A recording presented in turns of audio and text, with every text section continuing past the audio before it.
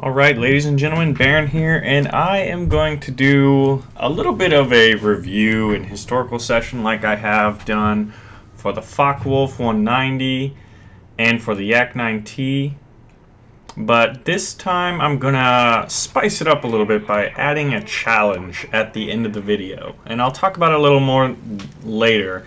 But if you saw my beginning lineup, you should get an idea of what the challenge will entail. So now let's take a look at the Ju-87 Stuka. Now the Stuka, I guess the word Stuka is kind of like an abbreviation or shortened slang for its true name. Now this is going to be fun because I am not German, nor do I speak German, but I'm going to give it my best go. The Stuka is short for sturzkampfflugzeug. I think that could be completely terrible, but regardless, I had to try it. Thought it'd be fun. And basically, sturzkampfflugzeug, tried it again, stands for dive bomber, which is what this aircraft is known for. Now, some of its distinctive telltale signs that it is in fact a Stuka. When you look at it right now, you can see the inverted gull wings that make it pretty cool looking. And then also, it had a very, very infamous siren, which was known as Jericho's trumpet. I would imagine hearkening back to Joshua using trumpets to take down the wall of Jericho in the Old Testament in the Bible. Now, let's see. So, as it is a dive bomber, it makes it great against ground targets. Now, that's what was said about it historically, but I'm going to use great in quotation marks as far as War Thunder goes, and we'll talk about that in the review section of this video.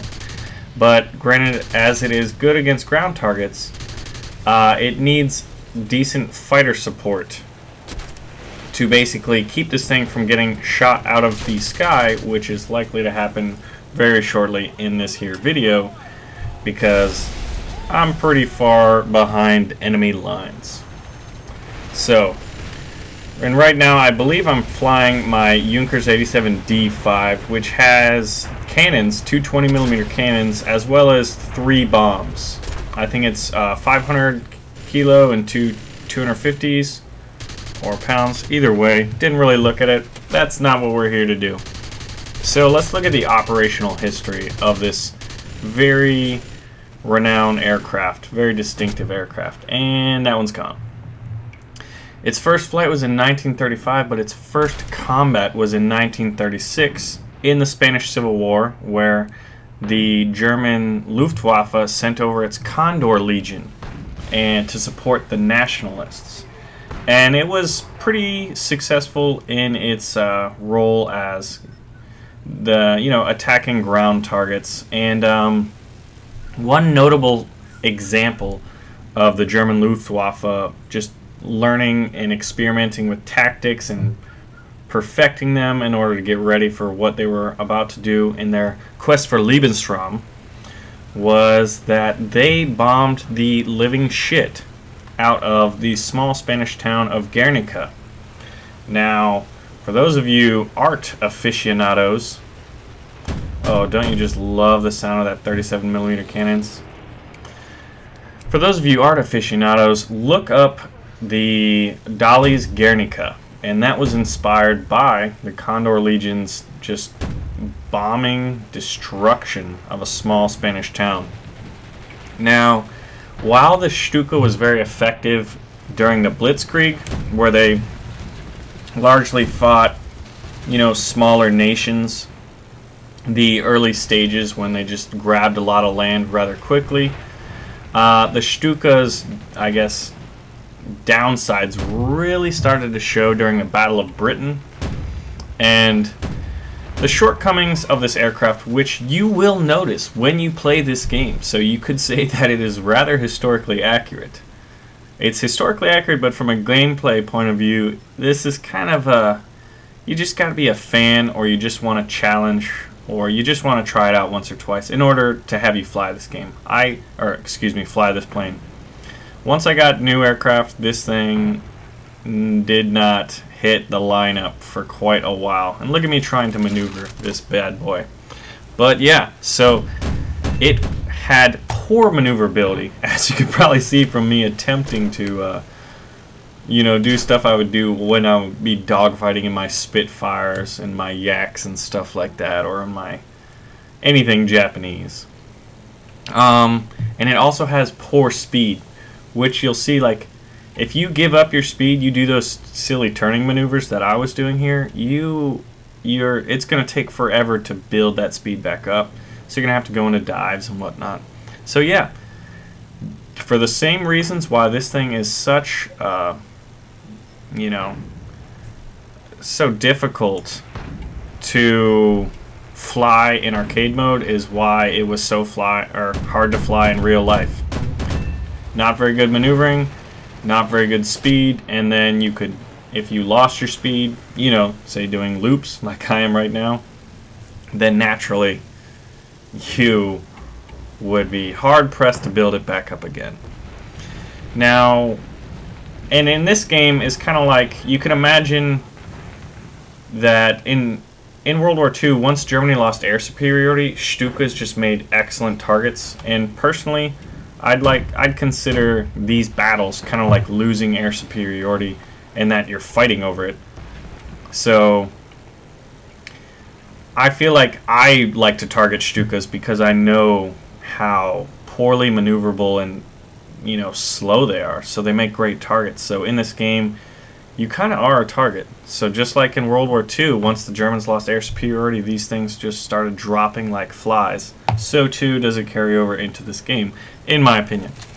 Now, Germany finally started to make some Focke-Wulf 190 ground attackers, and to kind of, you know, take over the role of the Ju-87s, but they weren't really, for lack of options, Germany kept producing and kept using these Stukas.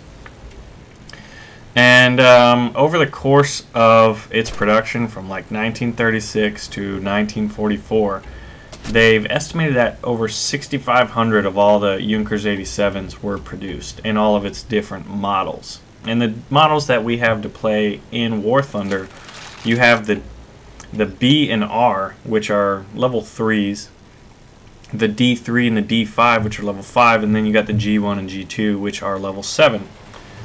And the G class are pretty fun to play, especially the first time around, because they're really sort of a novelty aircraft with their twin 37mm cannons.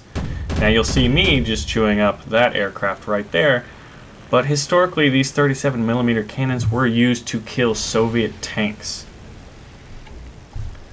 And I think I've done a few runs with my 37mm on tanks, but I think it's just so much more fun to shoot at aircraft and watch them explode upon impact by these 37mm. And my favorites are the G2 and the D5.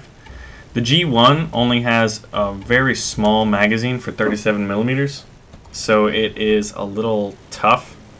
You can blow through that ammunition rather quickly. And the D5, I like that because it has 20mm cannons and it has decent ordnance in terms of bombs. It has 3 bombs, all of which are, you know, medium size, nothing small on it. So between the cannons and the bombs, it is a rather effective ground attacker, which was the aircraft I opened up with. And I'm not sure if this is the G1 or the G2 right now. I believe it's the G2 that I'm flying. So all of the Stukas were considered tank killers and ground attackers and dive bombers. So here, flying against aircraft, you should realize what's going to happen, which is the point of the challenge. But we're not there yet. No, sir. So let's look at a very notable ace who flew the Stuka during World War II, and that is Hans-Ulrich Rudel. And I missed. And there goes my wing. But Hans-Ulrich Rudel wouldn't have made that same mistake. Why? Well, he was the most decorated serviceman of all the German fighting forces in World War II. That's pretty impressive. He killed over 519 Soviet tanks, and he flew over 2,530 combat missions, and he was shot down 32 different times. So he was shot down, never died. He lived and survived the war. And on one notable occasion of him getting shot down, he landed to attempt to rescue some other Stuka servicemen. But he landed in some mud, was not able to take off, so he had to run for his life because they were getting chased by Soviet soldiers. So in the course of this grand escape, they were chased over 6 kilometers. They swam across an icy river where Rudel's very heroic, very well decorated rear gunner drowned. And they were later captured. And realizing that he had a bounty on his head, Rudel decided to continue to run, and he made his escape, and he did so barefoot after being shot in the shoulder, bleeding out and being hunted by dogs, and he managed to escape. And if you do any research on the guy, he has a pretty epic quote that I've been a fan of for quite a while. And it roughly translates from German into English that you're only the lost are only those who abandon themselves. So you can tell this guy's like a pretty badass guy. He's like, man, I got shot down. Yeah, I'm getting chased. I'm going to escape. I'm going to cross this river. You're not going to catch me because I'm a badass. And in the course of his career, he was wounded 5 times and rescued 6 different crew members. So not only was he a beast at killing stuff on the ground, he would see his noob teammates on the ground, he'd go down and rescue them. Be like, sorry, noobs. It's time to learn, you know. I'm going to teach you. Now, he later in the war, he was transferred over to the Focke-Wulf 190 ground attackers. But most of his experience and most of his victories were in the Stuka. So, I kind of already went over the different variants. Now, when you look at this gameplay, once you get on the early level 3 Stukas, I mean, they're just tough to fly for the same reason. So basically, let's get into my opinion, my review of this aircraft. Oh, the Spitfire. My review on the aircraft is thus. It's kind of fun to play, but if you're going to try to rack up score, this is not the aircraft you're going to want to play as. So, and for the same reasons that were its detractors historically. Not good maneuverability. It doesn't have very good firepower. In the first 3 variants, the R2, I think it's the B2, and then the D3, all of those have small machine guns. Now, listen to that right there. That is Gaijin's attempt at Jericho's trumpet. That does not sound like the Stuka siren that I've heard, and you know, watching old historic videos and stuff like that. That's not a very good siren in my opinion. And this annoying attempt at the Jericho's trumpet is also the way in which you can tell that I am about to die, because I'm flying the level 3 Stuka, which is god awful, especially in the higher levels, but that should be expected. If you're flying against level 9s and stuff, you're not going to want to be flying a level 3 dive bomber. You're asking for a hurting. And I'm going to ask you to hurt yourself later in the challenge. So here I am going on this bombing run. And realizing I only have really one chance to drop off my ordnance. And if anything wants to shoot me down, it will be able to. So you really have no option except to just start dropping bombs. And you know, let's drop all the ordnance on the pillbox and then not be able to kill it. That's fun too. And doing maneuvers like this are just risky because you could easily crash. Oh, and those little machine guns. They're what? I think 7.92s or maybe 7.7s. Realizing I'm going down, I decide, you know what? Let's go Stuka dive bomber guided missile style. And look at that, another Spitfire kill me. And it's time to bring out, what is that, the R3. Look at that paint job. Little, like, jungle leopard. But, so my opinion on this, I mean, they're kind of fun, but just don't expect really good performance. Now's time for the challenge. Now you can see there that I got 3 kills, 3 aerial kills, and 11 ground kills. And this is the first time I decided to do what I'm going to call the Stuka challenge. You get 6 spots, and you fill those spots up with all 6 Stukas. You have to have all 6, from the level 3s to the level 7s. Now this actually makes it harder because you could sit in the level 5s and level 3s and be paired up with, I guess, you know, weaker fighter aircraft, still more than capable of shooting you down. But they would, putting you with the G's and all the way down to the B's and R's and D's means you're going to have a really tough time. So you have to have all 6 Stukas, and then I want to see what your best performance is, as well as your first performance. Now I'm going to have a Reddit page, which the link you'll find in the description, and you can either attach YouTube videos or you can attach screenshots through Tumblr or whatever way you want to do it. Now right here, it was a true shame because I was flying and I was like, alright, this is probably one of my better performances. I tried 5 times and I got 5 aerial kills and a number of ground kills. But I forgot to record until the very end. So that was just a kick to the old nuts.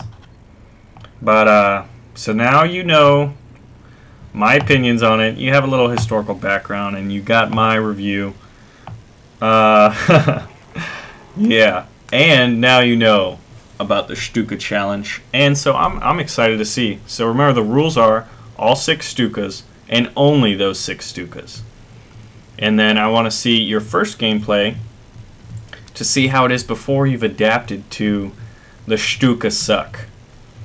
And then I want to see your best one and, you know, give it 5 tries, which is basically what I did as well. So you'll find, and then the forum to that, you can comment on what it is in the comments below, but the proof's in the pudding, and the pudding will go up on the Reddit page, and the link will be there. So, I'm Baron, thanks for watching, and that is Das Stuka.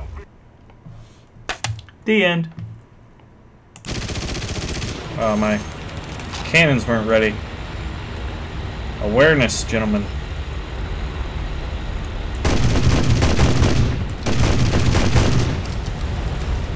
This thing is fast.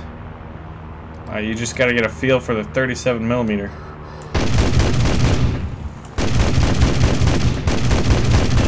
And then you need a hit, and then they evaporate.